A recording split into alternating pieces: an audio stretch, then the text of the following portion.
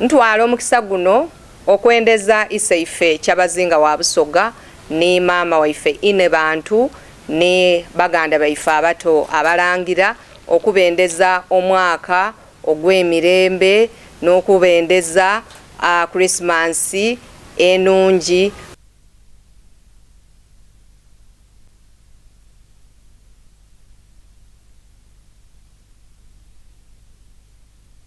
Ntwala omukisa guno kwendeza abantu baife ab'omu Busoga nenda wa Busoga okubendeza amazalibwa ga Yesu Kristo amalungi n'okubendeza omwaka omuyaka gubaberere gwa mirembe gubaberere baisanu mukyakazeeko abazaire baimwe mubatwaleku mu bife by'endawulo baleke kufumba bulunako emmere gye bafumba mubatwale ku mahoteri balye ku mahoteri muje mubakyakazeeku mubatwale ku Source of the Nile babone kwenanda esingayo obuwanvu mubatwale ku Bishop Hannington eyo Yesu Kristo gye yasookera owaife mu Uganda omuzungu yayiwa omusaayi mu 1885 muje ku nsimuko yaife y'e Busoga eri ekagulu muje kukubirira ebyamaadi bibawoweze emibiri gyaimwe ebusowooko.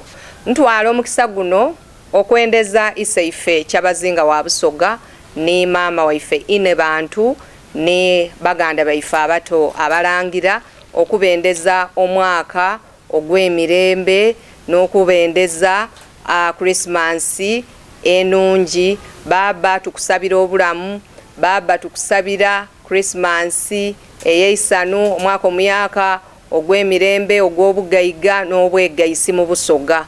Basoga banaife twingire omwaka bwe gukomenkereza ndibasaba mukuume emirembe mukyakale bulungi. Wobonoire tovuga motoka, wobonoire tojja mu bikolobero binasobola kukwonoona bulamu nakumalawo obulamu bwo kubanga tukabeetaaga. Ndisaba abantu baife n'obuwombeefu nti ngenda ku omwezi 15 omwezi gwa January 2026 ndibasaba nze ng'omumbedda waimwe President Museveni gwe yawa obuvunaanyizibwa omunooneza akalulu mu Busoga nienda nti ndibasaba n'obuwombeefu mulonde muzeeyi ow'ekikoofiira waliwo ni baasi tuwe muzeeyi eisanu eri obukaire muzeeyi tumulonde tumuyiriza obuwanguzi bwe mu Busoga tusobole okuuma abaana baife mu igandaalo lino lyetulimu eiwanvu.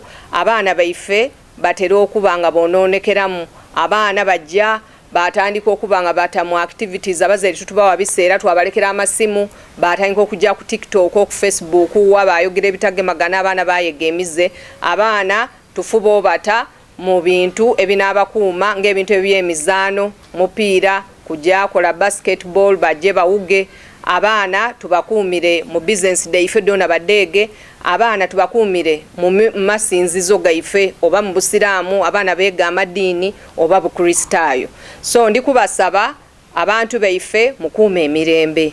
Emirembe n'ekintu ensi yaife eno esinga ekisinze kututunda enda wa Busoga mirembe. Busoga ni Uganda emirembe nekyobutunzi bwaife kyetulina. Mbasaba mukuuma emirembe. Akalulu ekaba tuuse bana muje mulonde mu mirembe ezira muntu ajasigalaka ezira muntu gwe bajja kola kikyamu. Abaana tubeewale, abaana baife tubabuulirire bave mu kwogeza obusungu n'okwogera ebintu ebisasamaza ensi. Akalulu Electoral Commission abalondesa batusuubiza nti akalulu kajja kuba kamazima na bwenkanya.